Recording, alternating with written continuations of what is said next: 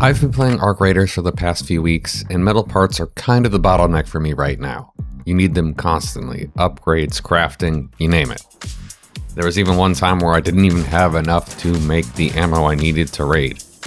So I started looking into what actually works, as far as farming the materials goes. Here's what I found. There are a bunch of different ways to approach metal part farming, and which one works best really depends on how you want to play. You can do those quick in and out runs, or you can commit to longer expeditions where you just kind of roam or follow certain routes. You can hunt specific rare drops, or you can focus on consistent common items. The choice is up to you. The important thing is understanding what each method actually gives you so you can optimize to the way that fits your playstyle. Here's the thing to understand first. Not all items are created equal in terms of your time. Arc Performance Steel, Rusted Gears, and Garlic Press all give 12 metal parts. The Bicycle Pump gives 10, and then there's a cluster of items that give 8. Rusted Tools, Metal Brackets, Candle Holders, Frying Pans, there's a few of them. These are the high value items that you really want to track down. On the other end of things, there are common items that give very little, like batteries that give 2 metal parts, magnets are 2, sensors are 1, and ultimately, the question becomes, is that inventory space worth just 2 metal parts? Do you really want to pick up every battery you come upon? That ultimately depends on what else you could fit in your inventory and if you have any secondary priorities. If you want something straightforward, Damn Battlegrounds is really good. The Scrapyard Zone in the South Forest has a ton of breachable vehicles and containers. Water Treatment has mechanical loot crates. And honestly, just look anywhere you find metal. Even the swamp has some decent routes. You can go to the water towers, the hydroponic domes, electrical substations, and extract. There's a lot of different possibilities. You could also do something like hit all the residential zones and hit some of the industrial zones and then extract. There's a lot of different things you can do. Obviously, if you go to the residential, you're hoping for things like garlic presses and frying pans and some of the more household items. And if you want to take the other route and go for the, rusted tools, you're going to go to more industrial zones. My personal favorite is just to quickly hit the power generation complex on the way out and just avoid routes entirely. All I make sure to do is extract there when it's open, and while waiting, I look to the side pods and the engine components of the 2 nearby buses for a decent haul of metal parts, whether that's rusted tools or gears or whatever it might be.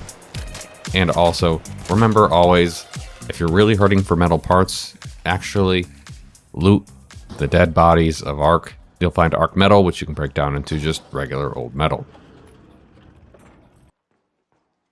As you might have heard me just mention, there are basically 2 philosophies here. Some players prefer the in and out approach, quick 8 to 12 minute raids where you grab whatever high value stuff you see and extract immediately. 3 or 4 of those in a session can add up pretty quick. The math works out. Consistent raids beat gambling on one big expedition. That's generally true. But if you're like me, you don't really like going in and just rushing to get whatever you can and getting out. You can do longer, more deliberate runs, and that's totally viable too. You just need to be a bit more strategic about where you're going and item prioritization. It gets a bit more complicated. Get in, grab the good stuff, maybe do some combat for performance steel, and then extract with a decent haul. It takes longer per raid, but you get more per extraction. You don't have to do it as much. And obviously, if you do that, the key is understanding what items are actually worth your time and taking and carrying versus what you should leave behind. Both work. It really just depends on what you want to do. Frequent shorter sessions are fewer longer runs. If you want to maximize what you can get, there are a few smart things you can do. 1. Go in with minimal risk. Run with no gear or a free loadout and use your safe pocket for maybe 1 or 2 valuable finds. And just focus on filling your inventory with recyclables. There's no punishment for being aggressive and fast if you've got nothing to lose. Obviously that approach works if your only goal is pure metal part accumulation, but if you want just good loot as a whole, maybe a chance at some blueprints, some higher tier materials, maybe some good weapons, you're going to want a more balanced loadout.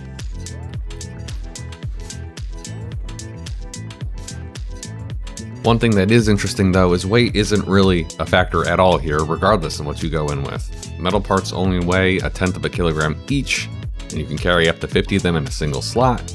So if you're doing a dedicated farming run, you can carry a lot.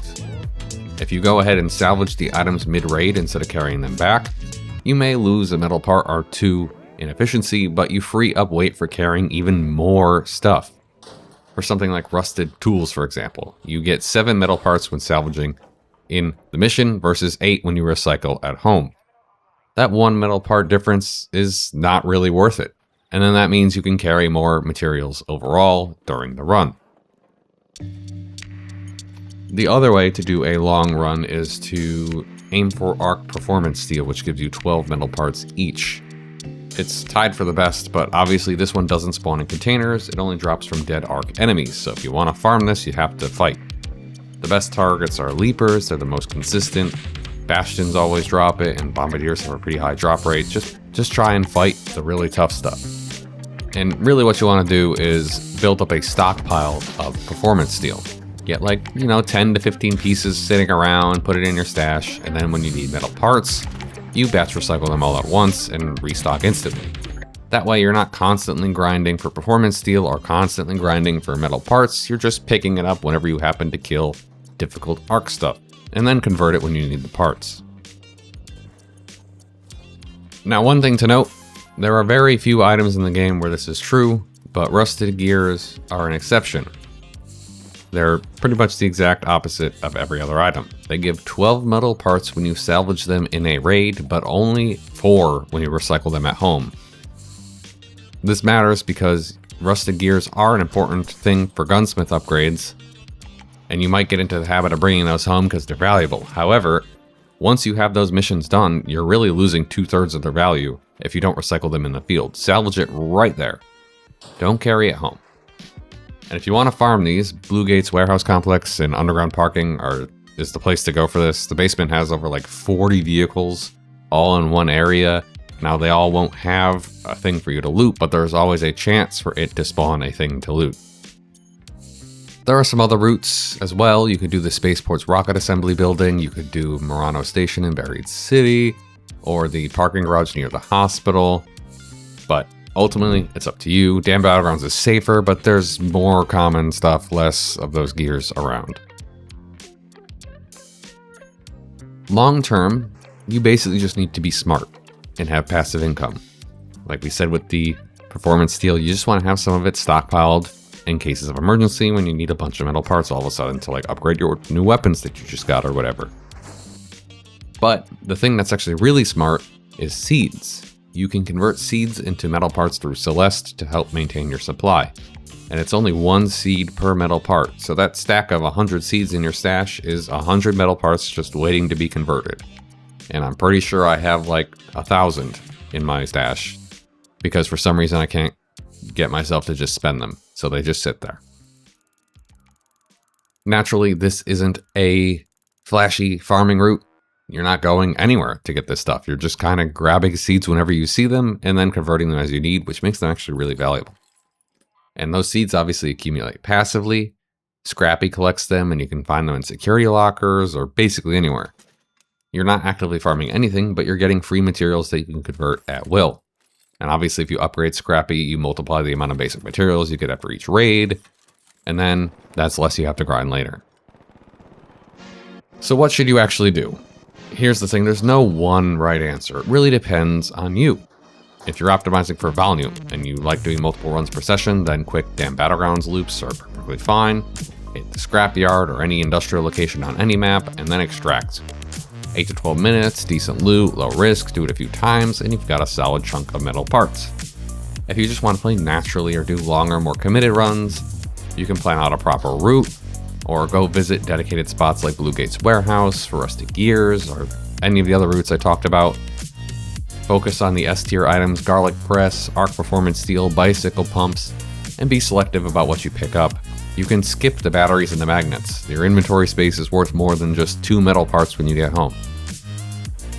If you want to hunt for arc performance steel, you're committed to combat, gear up and then head into night or a weather condition and just take out as many as you can before extracting, and then when you need the metal parts, you've got it on hand.